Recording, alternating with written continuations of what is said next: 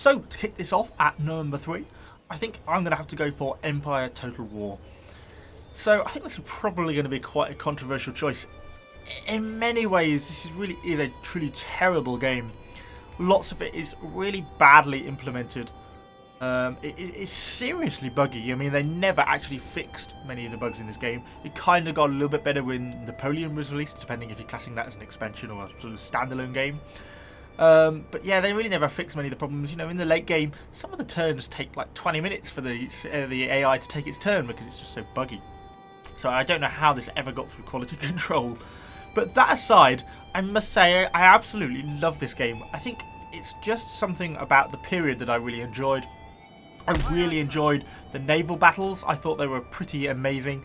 You know, something about infantry firing by volley. It was just really exciting to me at the time when this was released, and still to this day I still enjoy this game despite all its problems. So that's kind of why for me it's had to go in at number 3. On top of that, you know, in more recent years we've had things like Napoleon 3 mod, which has really improved a lot of things about this game and really brought it up almost into the modern age, particularly with some of the line battle stuff that they've managed to do. You know, the battles are pretty extraordinary and they've introduced lots of new units to the game and everything, made it a lot more historical. So yeah, for me, this is going to get to the number 3 spot. So let's press on and have a look at what's at number 2. So in at number 2 is Rome Total War. I think really for me and for many others probably that this is really the game that defined an era. I mean, what a game it was. And it's almost 15 years old now. And it still doesn't even seem that bad graphically. It doesn't look that different from the campaign maps we have today. It really was just so great for its time. There used to be this program on in TV, a TV program in the UK called Time Commanders, where they basically used this game. People used to command battles, and they used to use this game to implement it. And it was just truly great for its time. And it still is a pretty great game today. I think I almost feel a campaign coming on. I'd like to play this again. So yeah, it easily has to be the number 2 spot for me because it's just such a fantastic game, and it's such defined a generation of Total War games to come when it was released. It should perhaps come as no surprise then that the number 1 spot for me has to be Medieval 2. I mean, Total War peaked, didn't it? This was really the sort of epitome of just the most perfect Total War games for me. I have spent so many hundreds of hours playing Medieval 2. It's just such a great game. Everything they did was just perfect for how I enjoyed playing it. Many of the features and mechanics I really enjoyed.